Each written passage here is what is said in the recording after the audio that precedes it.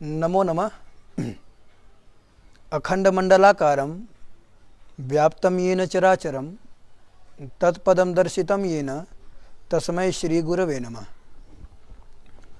मित्रों, कल के सरल संस्कृत व्याकरण के प्रकरण में हम लोग जाने थे कि गुण संधि क्या होता है और गुण संधि में प्रयोग और विच्छेद, या इनका प्रयोग और विच्छेद किस तरह होता है, और उसी के साथ साथ वृद्धि संधि से संबंधित जो आपका जब वृद्धि संधि में एच वर्ण में आपका ए और अय परे रहते आपका जब संधि कार्य होता है, वृद्धि संधि होती है, तो उसका उदाहरण समझ चुके थे।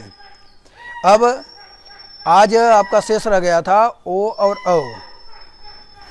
जैसा कि आप लोग को बताया गया था कि यह वृद्धि राधेच इस सूत्र से आ अय औ इन तीन वर्णों की वृद्धि संज्ञा होती है, और आ अय औ इन तीन वर्णों की जब वृद्धि संज्ञा हो जाती है तो जहाँ जहाँ पर वृद्धि ये शब्द उपस्थित होता है वहाँ पर वृद्धि से आपका आ अय औ ये तीनों वर्ण ग्रहण किए जाते हैं। और वृद्धि रेच सूत्र का आपका वृत्ति है, इसका वृत्ति है आदेश परे वृद्धि रेखादेश, अर्थात अवर्ण से एच परे रहते, अवर्ण के बाद में जब पर में एच रहेगा तो अवर्ण से एच परे रहते पूर्व और पर के स्थान पे वृद्धि रूप एकादेश होता है। और एच में आपका जब ए और अय पर में रहता है तो उसका उदाहरण हम कल के व्याख्यान में श्रवण कर चुके थे। ए का उदाहरण था आपका कृष्ण धन एकत्वम, संधि विच्छेद था, और कृष्ण एकत्वम यह प्रयोग था। और अय का उदाहरण था देवधन ऐश्वर्यम, देवैश्वर्यम आपका संधि यह प्रयोग था, और देवधन ऐश्वर्यम आपका यह संधि विच्छेद था। और आज अब आपका ओ और औ इनके परे रहने पर जो उदाहरण होता है वृद्धि संधि का, उसके बारे में समझना है। तो आपका उदाहरण है आपका गंगौघ, संधि विच्छेद होता है गंगाधन ओघ। अब गंगाधन ओघ इस प्रयोग में ये आपका गंगाधन ओघ आपका यह संधि विच्छेद रहता है। यहाँ पर यह वृद्धि रेचि इस सूत्र से आपकी क्या होती है, वृद्धि रेचि सूत्र आपका प्रवृत्त होता है। अर्थ है आपका अवर्ण से एच परे रहने पर पूर्व और पर के स्थान में वृद्धि होता है। पूर्व में आपका यहाँ पर क्या है, पूर्व में आपका यहाँ पर गंगा है और पर में ओघा है।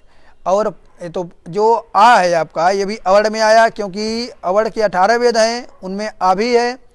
और इस प्रकार गंगा में जो आपका यह आ हुआ है आपका हुआ आपका अवर्ण, उससे पर में आपका एच क्या हुआ, उससे पर में आपका जो ओघा है आपका वो एच प्रत्याहार में आया, क्योंकि एच प्रत्याहार में जो वर्ण आते हैं वे हैं ए ओ अय औ।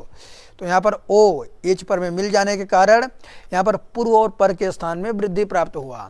तो पूर्व में जो गंगा का आ है और पर में जो आपका किसका जो ओ ओघा का ओ है वह आ और ओ मिला करके क्या हो जाएगा, आ धन ओ बराबर औ हो जाएगा। औ होने के बाद फिर क्या हो जाएगा, यह वर्ण सम्मेलन कर देंगे, मिला देंगे तो गंगौघ यह प्रयोग बन जाएगा। यह गंगौघ यह प्रयोग तो सिद्ध हो गया। संधि विच्छेद कैसे करना है, तो जब भी हमको संधि विच्छेद करना है तो आप लोगों को बताया गया था कि 3 बातों को ध्यान में रखना है। आपका आदेश यह किसके स्थान पर आदेश होता है, और निमित्त क्या होता है, और जब भी संधि विच्छेद होगा तो जो शब्द लोक में प्रसिद्ध हैं उन्हीं शब्दों का संधि विच्छेद होगा। तो संधि विच्छेद करते समय ध्यान देना चाहिए कि गंगौघ इस प्रयोग में जो आपका औ है ये विचार करना चाहिए। यहाँ पर गंगौघ इस प्रयोग में हमको यणादेश य व रल यह प्राप्त नहीं होता, अय अव आय आव यह भी प्राप्त नहीं होता। जो हम लोग गुण संधि करते हैं, गुण संधि में आपका ए ओ होता है, आपका ए ओ आदेश भी प्राप्त नहीं मिलता क्या है यहाँ पर औ मिलता है। वृद्धि संधि होती है और वृद्धि संधि में ही अय और औ आदेश होता है। यहाँ अय और औ में से क्या मिलता है, आपका औ मिलता है। तो जब हमको औ प्राप्त होता है तब यह समझना चाहिए कि यहाँ पर वृद्धि संधि हुआ है, लेकिन वृद्धि संधि कब हुआ है? जब संधि विच्छेद आपका हो जाए। संधि विच्छेद कैसे करना है? तो अब विच्छेद करने के लिए ध्यान रखना चाहिए कि औ ये किसके स्थान पर हुआ था। वृद्धि संधि में औ किसके स्थान पर होता है? तब हम विचार किए तो अधन अ के बाद जब आपका क्या होता है, जब अ के बाद ओ पर में रहता है अथवा औ पर में रहता है तो क्या होता है? तब आपका औ, अर्थात तब वृद्धि संधि होती है। यहाँ पर क्या पर में है? यहाँ पर ओ पर में है कि औ पर में है, कैसे जानेंगे?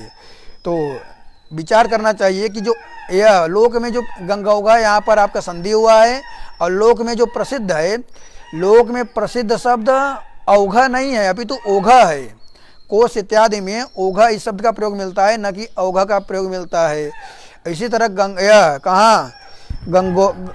गंगा लोक में गंगा शब्द की प्रवृत्ति होती है, गंगा शब्द यह प्रयोग में देखने को मिलता है, न कि गंग यह शब्द प्रयोग में होता है। इसलिए विच्छेद क्या होगा? गंगाधन ओघा यह विच्छेद होगा, न कि गंगाधन औघा अथवा गंगाधन औघा अथवा गंगाधन ओघा, ऐसा विच्छेद ना हो करके गंगाधन ओघा ऐसा संधि विच्छेद और गंगौघा ऐसा प्रयोग होता है। और इसी तरह यह आपका ये तो होगा आपका अवर्ण से। अवर्ण के बाद जब आपका ओ पर में रहे तब एच में ए ऐ ओ इनके परे रहते जो उदाहरण है आपका स्पष्ट हो चुका। अब बचा औ, तो औ के लिए उदाहरण देते हैं कृष्णधन और कंठ्यम। यहाँ पर कृष्ण में जो कृष्ण में क्या है? कृष्ण में ड़कार उत्तरवर्ती आकार, वो किस में आया? वो अवर्ण हुआ।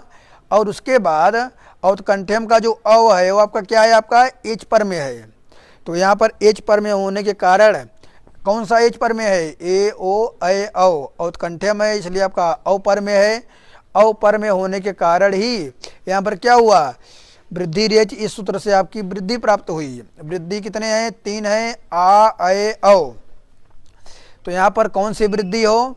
यह शंका होने पर क्या करना चाहिए? हमको स्थान मिलाना है। यह कृष्णधन औत्कंठ्यम, यहाँ पर ड़कार उत्तरवर्ती जो अकार है उसका उच्चारण स्थान क्या है? उसका उच्चारण स्थान है कंठ। और जो औत्कंठ्यम का औ है, औ का उच्चारण स्थान क्या है? यह ओदौतो कंठोष्ठम, उसका उच्चारण क्या है? कंठोष्ठ। और वृद्धि में अर्थात आ ऐ औ इनमें से किसका उच्चारण स्थान कंठोष्ठ है? तो हमको प्राप्त होता है एदयतो कंठतालु ओदौतो कंठोष्ठम, अर्थात औ का क्या है? औ का उच्चारण स्थान कंठोष्ठ है। और इस औ का उच्चारण स्थान कंठोष्ठ होने के कारण यहाँ भी क्या होगा? अब वृद्धि के रूप में यही होगा।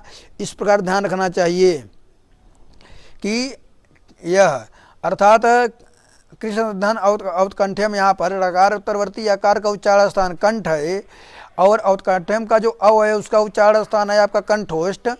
और फिर अर्थात दोनों का उच्चारण स्थान क्या है? कंठोष्ठ है। और आ ऐ औ इन तीनों वृद्धियों में से औ का उच्चारण स्थान कंठोष्ठ होने के कारण यहाँ पर वृद्धि रूप एकादेश कौन होगा? औ ही होगा। इस प्रकार कृष्ण का ड़कार उत्तरवर्ती आकार मिला करके और औत्कंठ्यम का जो अव है वह मिला करके क्या हो जाता है? औ हो जाता है। फिर बनता है आपका प्रयोग कृष्णोत्कंठ्यम, यह का प्रयोग होता है। अब संधि विच्छेद करने के लिए ध्यान रखना चाहिए कि संधि विच्छेद कैसे होगा। तो संधि विच्छेद करने के लिए यह ध्यान रखना, यह जो मैं 3 बात बताया वो यह क्या रखना चाहिए? किसके स्थान पर आदेश हुआ है, निमित्त क्या है, और लोक में प्रसिद्ध शब्द क्या है। तो कृष्णधन यह लोक में यहाँ पर ध्यान देना चाहिए कि कृष्ण में ड़कार उत्तरवर्ती आकार है, और उसके बाद औत्कंठ्यम में क्या है? आपका औ है। उन दोनों को मिला के हमने संधि किया कृष्णोत्कंठ्यम, हमको इनका संधि विच्छेद करना है। तो ध्यान दें यहाँ पर यवरल जो इत्यादि यड़ संधि होता है, इनसे संबंधित वर्ण हमको देखने में नहीं प्रतीत होता। और इसी तरह ऐ औ आय आव, ये वर्ण यहाँ पर इनसे संबंधित जो वर्ण हैं आपके, ये भी यहाँ पर देखने में यह नहीं प्राप्त होते हैं। गुण जो होता है ए और ओ, यहाँ पर दिखने में वो भी नहीं प्रतीत होता है। तो यहाँ पर दिखता कौन है? यहाँ पर दिख रहा है आपका औ दिख रहा है, औ। तो औ, यह औ किसके स्थान पर होता है? तो विचार करने पर पता चलता है कि यह अ के बाद यदि ओ रहे तब होता है, अथवा आ के बाद ओ रहे तब होता है, अथवा अ के बाद औ रहे तब होगा, अथवा आ के बाद औ रहे तब होगा। ऐसी स्थिति में क्या होता है, ऐसी स्थिति में ही अ होता है। तो यहाँ पर क्या होना है, तो अब यहाँ पर ये तो हो गया आपका, निश्चित हो गया वृद्धि संधि है। और वृद्धि, अब यहाँ पर संधि विच्छेद करना क्या है कि लोक में प्रसिद्ध शब्द क्या है, लोक में कृष्णा शब्द प्रसिद्ध नहीं है, अभी तो कृष्ण शब्द प्रसिद्ध है। इसलिए क्या है आपका उत्कंठा, किसकी उत्कंठा से मतलब है हमको, कृष्ण की उत्कंठा से मतलब है।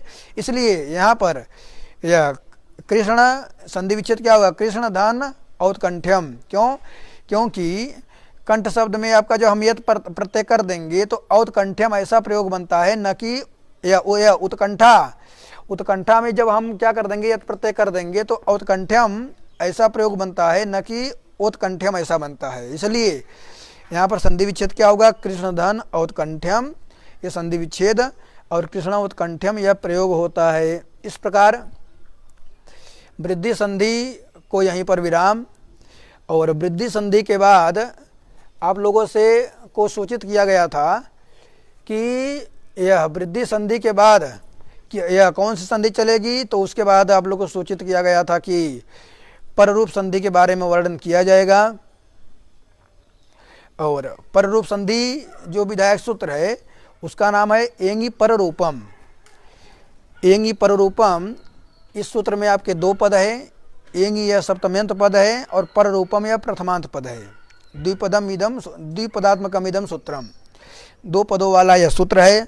वृत्ति है आद उपसर्गाद आदो धातो धातो पररूपम एकादेशस्यात्, अर्थात आद उपसर्गात, अर्थात यह आद यदि अवर्ण उपसर्ग से ध्यान देना है, यदि अवर्ण उपसर्ग हो, क्या हो आपका, जो जिस उपसर्ग में क्या रहे अवर्ण रहे, यदि उस अवर्ण उपसर्ग के बाद यदि क्या है आपका, यदि एंग आदि धातु, ऐसा कोई धातु पर में हो जिसके आदि में क्या हो, एंग हो। एंग का अर्थ क्या है, एंग प्रत्याहार।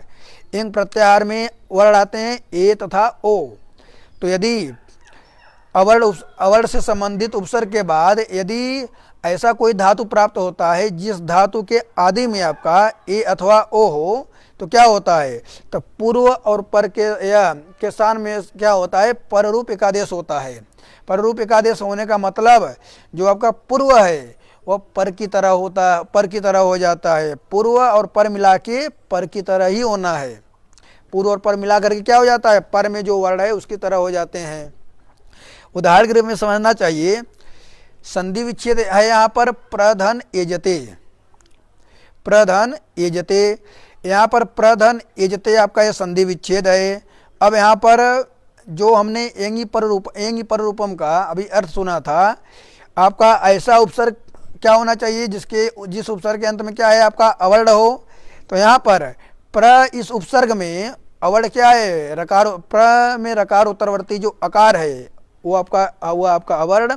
उससे एंगादि धातु परे क्या है, तो उससे एंगादि धातु परे है आपका एजते का ए।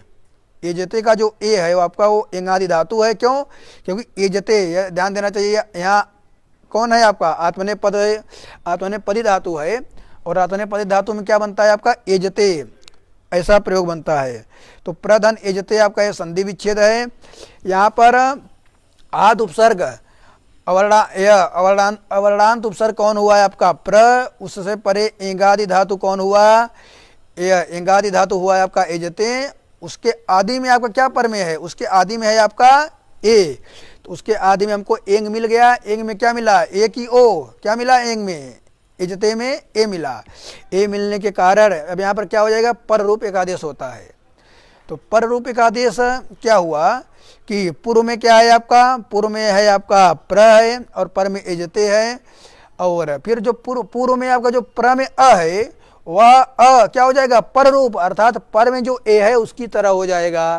तो अ और ए मिलके क्या हो जाएगा, ए ही हो जाएगा। तो अ पररूप होने के कारण प्र का अ मिलकर और एजते का ए मिलकर दोनों क्या हो गए, ए ही हो गए। इस प्रकार प्रेजते यह प्रयोग बनता है। अब संधि विच्छेद करते समय हमको तीन बातों का ध्यान रखना चाहिए। यह किसके स्थान पर ये जो आदेश हुआ है वो किसके स्थान पर हुआ है, निमित्त क्या है और प्रसिद्ध शब्द क्या है। प्रेजते, यह ध्यान देना चाहिए कि प्रेजते ये आपका क्या है, इस पे विचार करना चाहिए कि संधि विच्छेद कैसे होगा। यहाँ पर हमको यड़ संधि के रूप में यह व रल नहीं दिखता।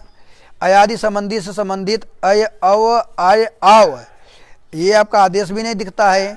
वृद्धि संबंधी से संबंधित यहाँ भी नहीं मिलता है।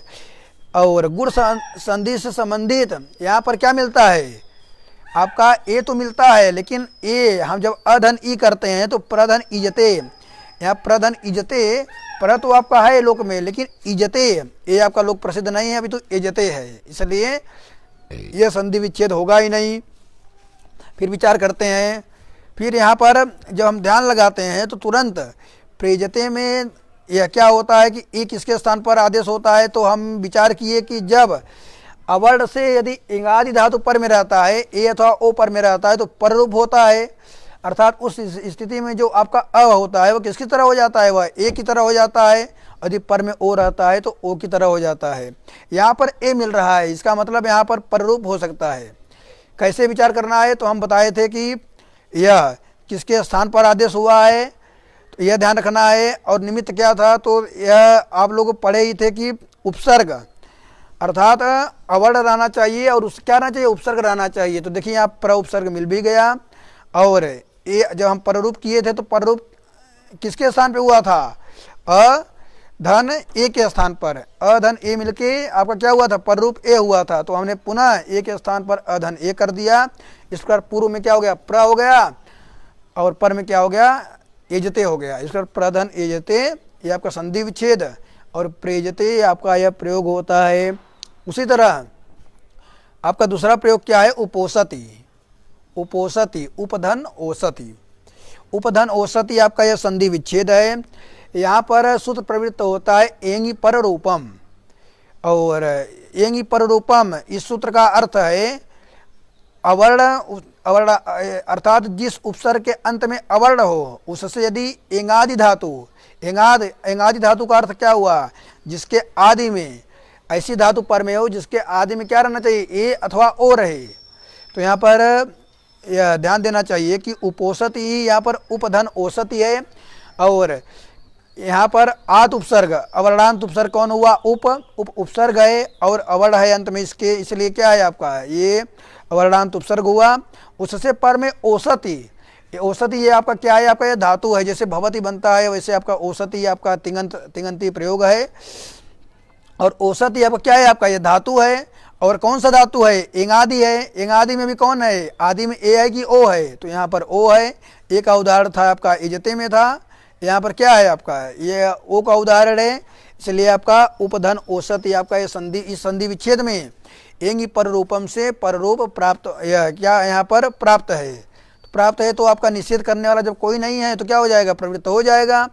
तो ऐसी स्थिति में उपधन औषधि में पकार उत्तरवर्ती अकार मिला करके और औषधि का ओ मिला करके क्या हो जाता है, पूर्व और पर के स्थान पे एक बार और घटा लेते हैं।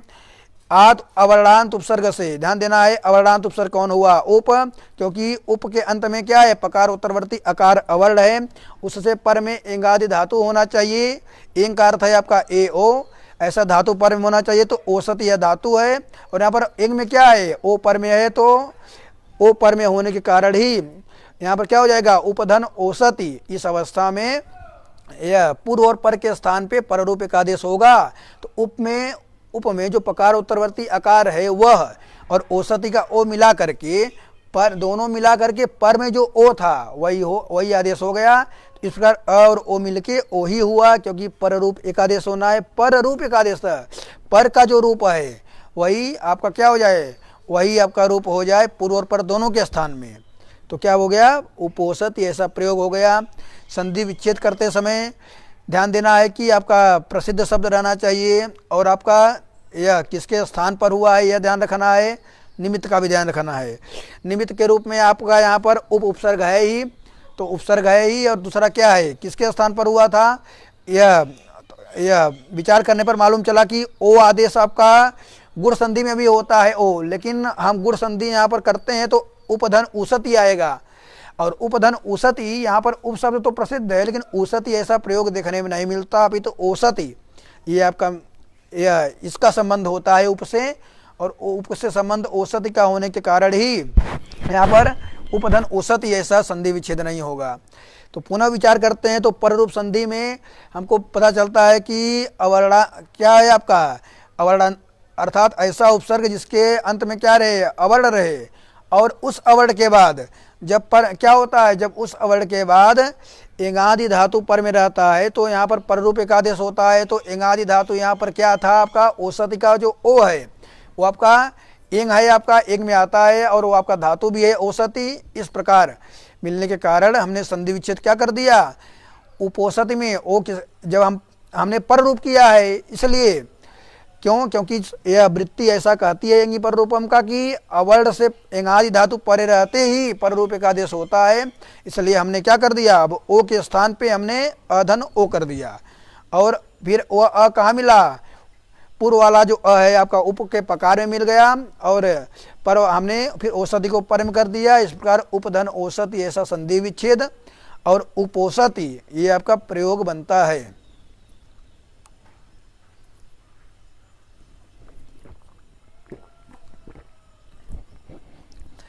और इस प्रकार संधि प्रक्रिया में पर रूप संधि जो कि जिसका विधायक सूत्र है एंगी पर रूपम, उसका वर्णन समाप्त हुआ। और उसके अनंतर यह यद्यपि यहाँ आवश्यक नहीं था लेकिन फिर भी आपका प्रसिद्ध आपका प्रयोग है और इसके बारे में प्रायः कई विद्यार्थी जिज्ञासा करते हैं, इसलिए मैं उनको यहाँ पर प्रस्तुत करता हूँ। सूत्र है आपका ओमांगोश्च और संधि है आपका पररूप संधि है। ओमांगोश्च, यह ओमांगोश्च ओमा, इस सूत्र में दो पद हैं। ओमांगो यह आपका सप्तम्यंत पद है, च अव्यय पद है। द्विपदात्मकम इदम सूत्रम, दो पदों वाला यह सूत्र है। अर्थ होता है ओ यह वृत्ति है ओमी आंग चात परे पर रूपम एकादेश स्यात्। अर्थ होता है ओम और आंग परे रहते, ओम और आंग परे रहते क्या होता है, पर रूप एकादेश होता है। ठीक है ना, ओम आंग चात परे पर रूपम एकादेश, ओम और आंग परे रहते पर रूप एकादेश होता है, लेकिन किससे परे होना चाहिए, तो कहते हैं कि आत अर्थात अवर्ण से। जब अवर्ण के बाद ओम और आंग पर में रहे तो पूर्व और पर के स्थान पर क्या होता है, पर रूप एकादेश होता है। अब यहाँ पर ध्यान देना चाहिए कि यह पहला उदाहरण आपका वो आया शिवायोम नमः। तो शिवायोम नमः में यह शिवाय धन ओम नमः था। क्या था आपका, शिवाय धन ओम नमः। शिवाय में जो यह में आकार है वो आपका क्या हुआ, अवर्ण हुआ। उस अवर्ण से आपका जो ओम नमः में जो आपका ओम है वो आपका क्या है, ओम पर में मिला, और ओम पर में मिलने के कारण ही यहाँ पर क्या हुआ, यहाँ पर जो शिवाय का यकार, शिवाय में जो यकार उत्तरवर्ती आकार था वो पर रूप अर्थात जो ओम का औकार था उसकी तरह हो गया। इस प्रकार यकार उत्तरवर्ती आकार और ओम का ओ मिलके दोनों मिलके क्या हो गए, पर रूप अर्थात ओ ही हो गए। इस प्रकार शिवायोम नमः ऐसा क्या होता है, ऐसा प्रयोग होता है। और संधि विच्छेद हमने पूर्व में जितने नियमों का ध्यान के बारे में बताया है, अगर उनका आप ध्यान रख लेंगे तो संधि विच्छेद आ जाएगा। तो शिवाय ओम नमः ऐसा संधि विच्छेद और शिवायोम नमः ऐसा प्रयोग होता है। दूसरा उदाहरण है आपका शिवेही। शिवेही यहाँ पर संधि विच्छेद आपका होता है शिव धन आधन इह, शिव धन आधन इह, ये आपकी अवस्था है, ये स्थिति होती है। इस अवस्था में शिव धन आ में यहाँ का सवड़े दीर्घ से दीर्घ संधि प्राप्त होता है, जिसके बारे में मैं अभी आप लोग को नहीं बताया हूँ। और उसके बाद शिव धन आधन इह रहता है। आधन इह में यहाँ पर आधगुणा इस सूत्र से आपका गुण संधि प्राप्त होता है, जिसके बारे में मैं आप लोग को बता चुका हूँ। यहाँ पर शंका है कि यदि हम आधगुणा से जब गुण संधि कर देंगे तो क्या हो जाएगा, तब हो जाएगा शिव धन एही। और शिव धन एही यह बनने के बाद फिर यहाँ पर जो अगर सवड़े दीर्घ से दीर्घ संधि होती थी अब वो संधि नहीं होगी। और यदि हम क्या करते हैं, यदि हम यहाँ पर किससे, यदि हम अकार सवड़े दीर्घ से दीर्घ कर देते हैं, शिव में वकार उत्तरवर्ती आकार और उसके बाद जो आंग का आ है, यदि हम उसको लेकर के दीर्घ संधि कर देते हैं तो वो भी क्या है, फिर उसके बाद शिवाधन क्या हो जाएगा, शिवाधन ई हो जाएगा।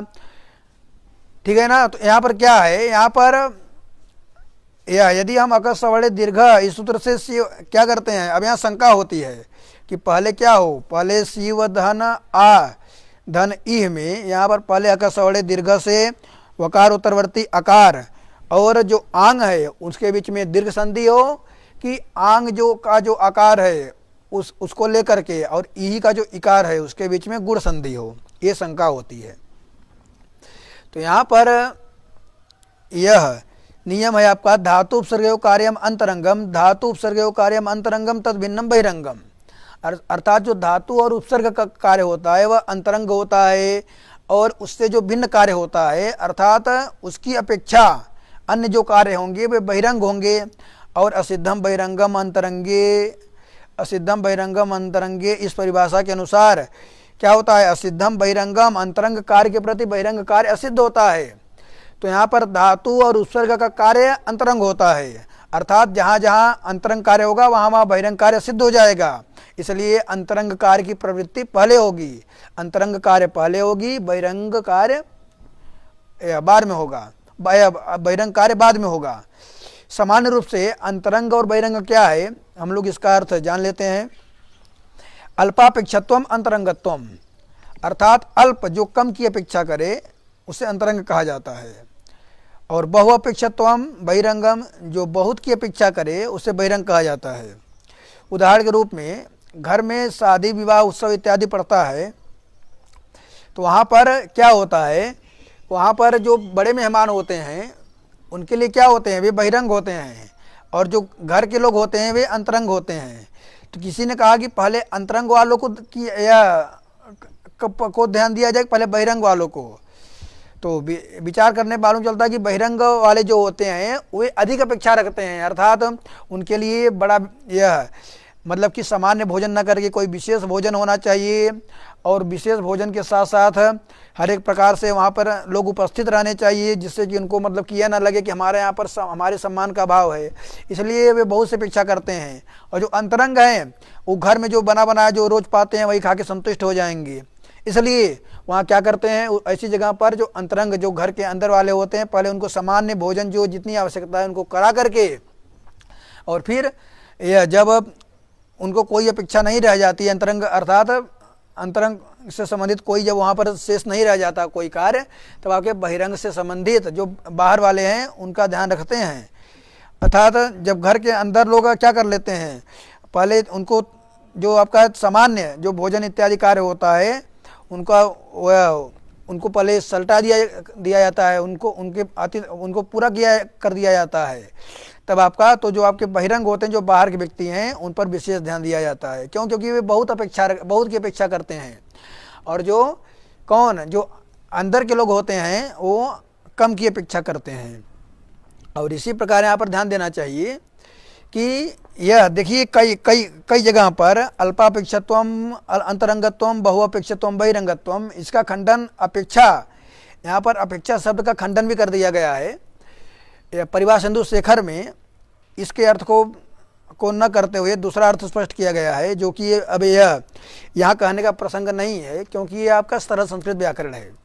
मैंने थोड़ा विशेष इसलिए कहा क्योंकि प्रसंग है। तो यहाँ पर ध्यान देना चाहिए कि धातु और उपसर्ग का कार्य क्या है, आपका अंतरंग है। तो धातु शिव संधि विच्छेद क्या है, शिव धन आधन ई।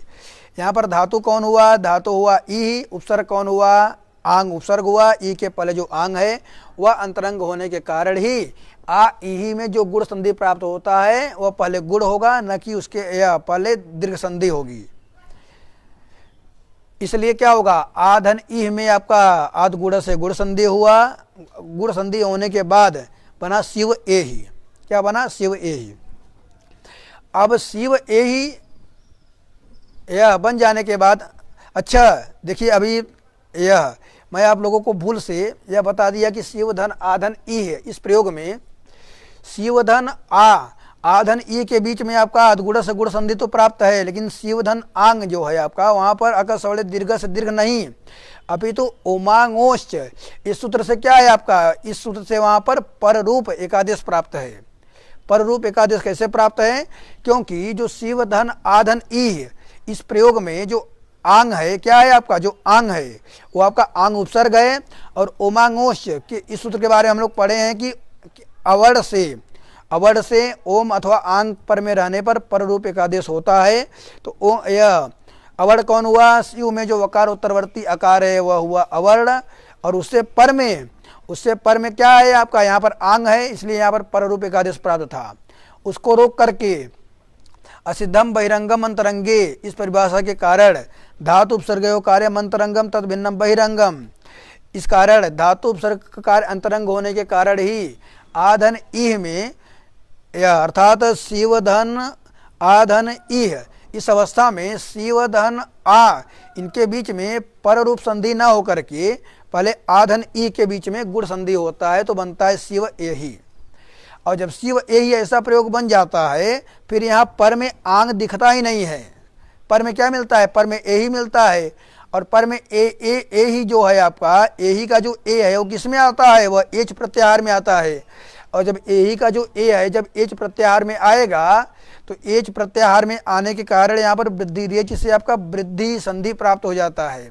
और इस प्रकार वृद्धि संधि जब होगी तो शिवे के स्थान पर शिवय ही ऐसा रूप बनने लगेगा जो कि अनिष्ट रूप है, जो कि लोक में, जो कि शास्त्रों में आपका दिखता नहीं है। शास्त्रों में आपका शिवे ही यही रूप दिखता है। तो तब आपका यह क्या करते हैं? तब आपका सूत्र आता है आपका अंतादिवच्च। अंतादिवच्च यह सूत्र क्या कहता है? योयम एकादेश, इसका वृत्ति है अंतादिवच्च।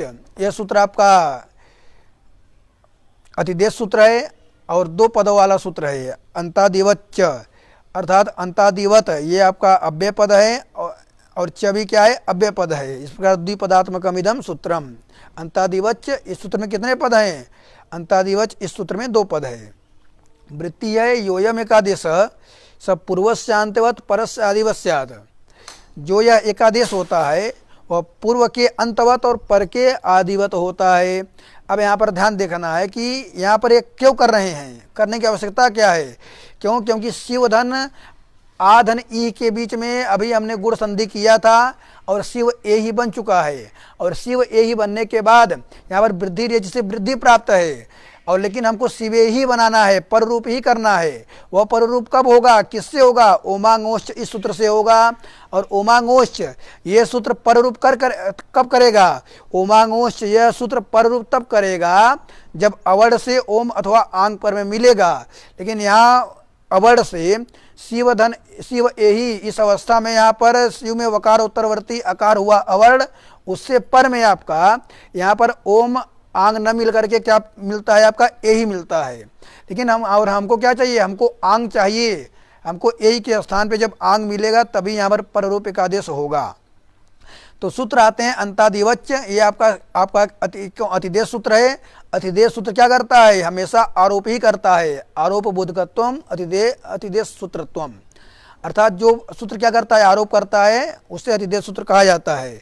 यह क्या करेगा? ये पूर्वांतोद भाव करेगा। कैसे करेगा? क्योंकि हमने अभी यह शिव धन आधन ई इस प्रयोग में आधन ई के बीच में हमने आधगुणा सूत्र से क्या किया था? गुण रूप एकादेश किया था। तो जो ये आपका गुण रूप एकादेश होता है वह पूर्व के अंतवत, पूर्व में कौन है? यहाँ आधन ई है। इस प्रयोग में पूर्व में क्या है? आ, पर में क्या है? ई। और पूर्व का अंत क्या है? तो पूर्व में आ है। पूर्व में क्या है? आपका आ है। और आ ये आपका क्या है? आपका एक ही वर्ण है। क्या है? आपका आ है। तो एक ही वर्ण आ होने के कारण यही आदि हुआ, यही मध्य हुआ, यही क्या हुआ? यही अंत हुआ। देवदत्त से एक पुत्र, देवदत्त का एक पुत्र है। तो बोले कौन? वो क्या है? ज्येष्ठ बड़ा है कि छोटा है कि मध्यम है? बोले कि शैव ज्येष्ठ, शैव मध्यम, शैव कनिष्ठ। देवदत्त को एक पुत्र है, इसलिए ना उसको बड़ा कह सकते हैं, ना छोटा कह सकते हैं, ना कनिष्ठ कह सकते हैं, अथवा तीनों कह दीजिए। वही बड़ा है, वही छोटा है और वही मध्यम है। शैव ज्येष्ठ, शैव कनिष्ठ, शैव मध्यमा। इसी तरह यहाँ भी क्या है? आपका जो आ है आधन ई में जो आ है आपका यह पूर्व में है। अब आपका यह पूर्व में है तो आपका क्या है? न हम इसको आदि में कहेंगे न अंत में कहेंगे, तो आदि अंत दोनों कर देते हैं। तो शिव में या आधन ई में जो आदि में क्या है? आपका जो पूर्व में आ है, पूर्व का अंत कौन हुआ, आ का अंत भी आ ही हुआ, और पर में कौन है, पर में आपका ए ही है, पर में ए ही है, उस पर का आदि कौन हुआ, पर का आदि हुआ ए, पर का आदि हुआ ए।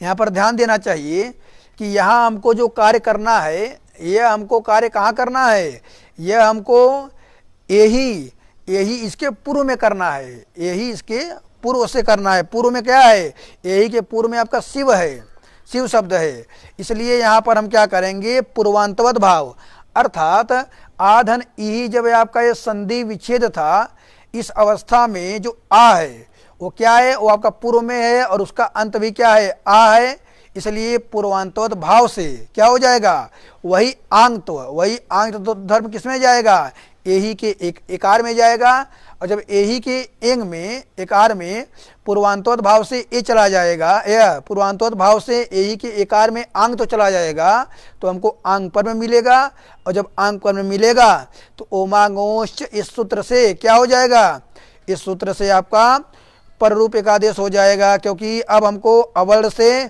पर में क्या मिल गया, अवर्ण से हमको पर में क्या हो गया, ए ही है वहां पर, लेकिन ए ही में भी ए की ए में हमने क्या कर दिया, पूर्वांतोद भावेन हमने क्या कर दिया, आंग तो का आरोप कर दिया, और आंग तो का आरोप करने के कारण ही ए में, ए ही के ए में पूर्वांतोद भावेन आंग तो आ जाने के कारण यहाँ पर क्या होगा, यहाँ पर ओमांगोच इस सूत्र से पर रूप एकादेश हो जाएगा।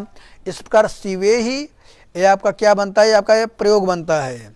और संधि विच्छेद क्या होगा, संधि विच्छेद होगा शिवधन आधन ई, ये आपका संधि विच्छेद, और प्रयोग होता है शिवे ही, ये आपका प्रयोग होता है।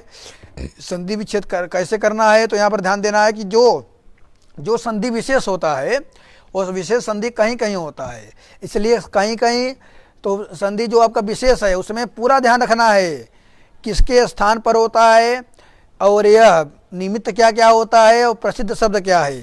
शिवे ही इस शब्द में ध्यान देना चाहिए कि यह यहाँ पर क्या है आपका, यहाँ पर हमको गुण संधि होने से शिवधन ई ही, शिवधन ई भी कह सकते हैं, लेकिन शिवधन ई हम नहीं कह सकते, क्योंकि यहाँ पर ध्यान देना चाहिए कि यहाँ पर क्या है, शिवधन अगर हम ई ही करते हैं तो यहाँ पर जो आपका क्या है, जो आंग उपसर्ग है वो आंग उपसर्ग यहाँ पर नहीं मिलता है, और जब आंग उपसर्ग नहीं मिलता है तो आंग उपसर्ग न होने के कारण ओमांगोश्च इस सूत्र की यहाँ पर प्रवृत्ति ही नहीं होती है, और ओमांगोश्च सूत्र यहाँ पर लगा है, इसलिए यहाँ पर ध्यान देना है। यहाँ पर संधि विच्छेद क्या होगा, यह शिवधन आधन ई, आ और ई के क्यों, क्योंकि पहले क्या हुआ था, पहले या बाद में क्या हुआ, बाद में हुआ है शिव ए के बीच में पर रूप, उसमें आंग तो धर्म लाया गया था, इसलिए हम क्या करेंगे, शिवधन आधन ई, ऐसा संधि विच्छेद, और शिवे ही आपका ऐसा क्या होता है, ऐसा आपका प्रयोग बनता है।